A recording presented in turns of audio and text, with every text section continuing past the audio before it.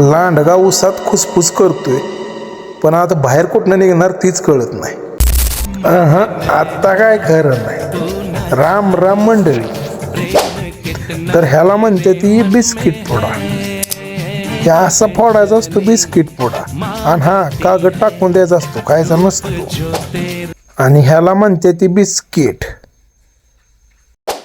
आता काय काय माणसं क्रीमचे बिस्किट कसं खाते ते तुम्हाला दाखवतो. असं नुसती क्रीम चाटून पुसून खायची, असं वेड्यासारखं नकारे वागत जाऊ. तर हे असं माझ्यासारख्या शहाण्या बाळासारखं बिस्किट खायचं असतं, असं आम्हाला लहानपणी घरच्यांनी शिकवलं होतं हो. बिस्किट तर खाल्लं, आता करायची होती कामाला सुरुवात. आता जायचं होतं रानात फवारा मारायला. आता थांबा, ह्या बघा ही बघा, रानात कोवळवून खाताना एक कुत्रं बघा. आईला थंडी कोणाला सुट्टी द्यायला वाटतं. मग औषध बनवलं आणि केलं चालू फवारा मारायला. सकाळच्या वातावरणात फवाऱ्याच्या स्प्रेअरमधनं पाडणारा स्प्रे किती भारी दिसतोय. म्हणलं आता जरा तण कसं आहे ती बघावं रानात.